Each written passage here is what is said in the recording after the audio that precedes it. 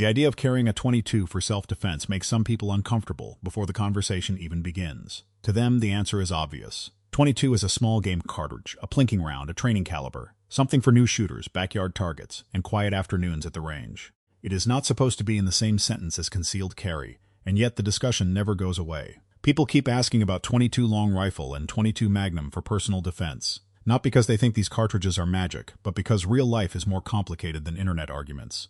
Some people cannot handle larger recoil, some cannot rack certain slides comfortably, some need extremely small firearms, some will actually practice more with a lighter caliber. So the real question is not whether .22 is ideal, it is what happens when .22 is the caliber someone can actually shoot. That is where most of the debate goes wrong. One side dismisses .22 completely, as if a small bullet cannot be dangerous or effective under any circumstances. The other side tries too hard to defend it, pointing to velocity numbers, gel tests, and carefully selected examples until the cartridge starts sounding more capable than it really is. Both reactions miss the truth. .22 can work, but it gives the shooter less margin for error. It can be easy to shoot, but it is not automatically easy to rely on. It can penetrate surprisingly well with the right load, but it does not create the same wound potential as larger defensive calibers. The honest conversation begins when we stop asking whether .22 is good enough in the abstract and start asking what compromises the shooter is accepting. The first compromise is reliability. Centerfire cartridges are generally more dependable because of how they ignite. Rimfire ammunition depends on priming compound distributed around the rim, and that system can be more sensitive to manufacturing variation, firearm condition, and firing pin impact. That does not mean every .22 is unreliable. Many quality loads run extremely well in the right firearm. But it does mean ammunition choice matters more than people want to admit. A defensive .22 load is not just about expansion, speed, or energy. It has to ignite consistently, feed consistently, extract consistently, and perform in the specific firearm being used. In a caliber where small differences can create big results, trust cannot be borrowed from a box label. It has to be earned through testing. That is why loads like CCI Velocitor and Federal Punch get so much attention in the .22 long rifle defensive conversation. They represent two different answers to the same problem. The Velocitor leans on bullet weight and momentum compared with lighter hypervelocity loads, trying to preserve penetration while still offering useful speed. Federal Punch takes a more deliberate approach by using a flat-nosed bullet that does not depend on dramatic expansion to do its work. That distinction matters. In small calibers, expansion is tempting because people want the bullet to behave bigger than it is. But expansion can also reduce penetration, especially from short barrels. Federal's approach is essentially an admission that, with .22 LR, predictable penetration may matter more than impressive-looking expansion.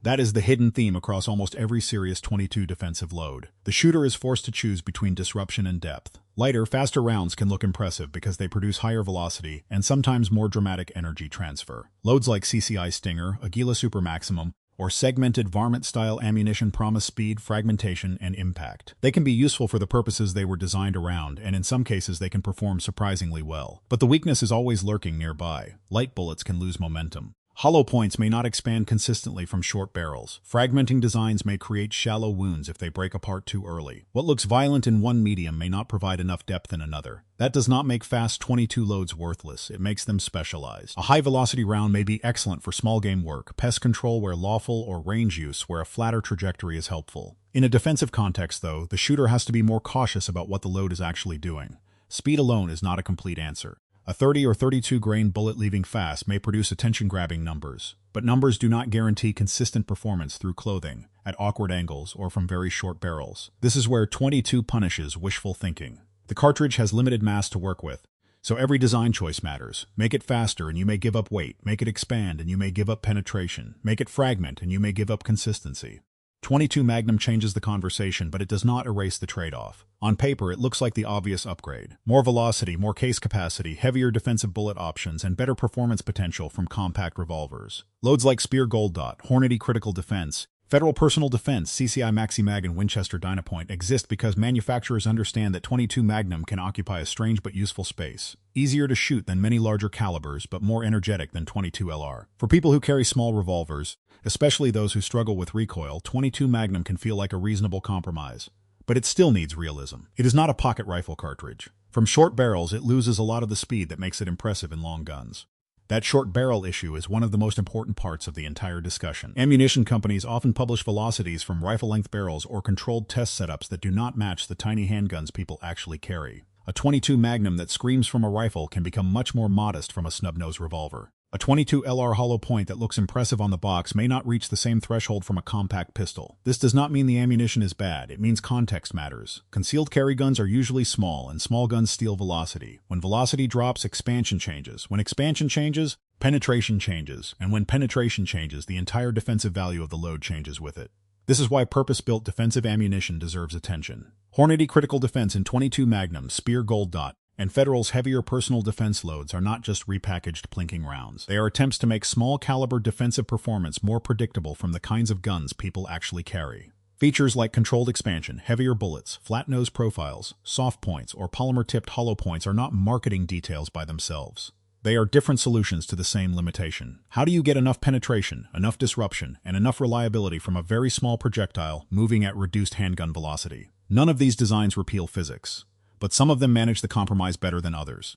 The second major compromise is shot placement. People say shot placement matters with every caliber, and that is true, but with 22 it matters even more because the cartridge gives less room for poor hits. Low recoil is the great advantage here. A shooter who is recoil sensitive may be able to shoot a 22 faster, more accurately, and with less fear than a larger caliber. That matters. A powerful gun that the owner avoids practicing with may be less useful than a smaller gun they can handle confidently. But confidence must not become overconfidence. Easy recoil does not mean the problem is solved. It means the shooter has fewer excuses not to practice. With a small caliber, accuracy is not a bonus. It is the entire foundation of the argument. The third compromise is firearm type. A 22 LR semi-auto can be small and easy to shoot, but rimfire feeding in tiny pistols can be ammunition sensitive. A 22 revolver avoids feeding issues, but may have a heavier trigger and still depends on consistent ignition. 22 Magnum revolvers are popular because they are simple to operate and avoid magazine-related problems, but they often have limited capacity and short barrels that reduce velocity. Every platform solves one issue while introducing another. The internet often talks as if the ammunition choice alone can make 22 suitable. It cannot. The gun, the ammunition, and the shooter form one system. If any part of that system is weak, the caliber's limitations become more obvious. That is also why cheap target ammunition has a complicated role in this conversation. A round like Federal Champion lead round nose may be useful for practice because it is affordable, simple, and widely available. Practice matters, and the ability to shoot more is one of 22's biggest strengths. But practice ammunition and carry ammunition do not always serve the same purpose. The load that helps someone build skill may not be the load they should trust for defensive carry. On the other hand, a highly specialized defensive load that is too expensive for the shooter to test properly creates its own problem. A person cannot simply buy one box, load the firearm, and call the question settled. With 22, proof matters. Reliability must be demonstrated in that specific gun.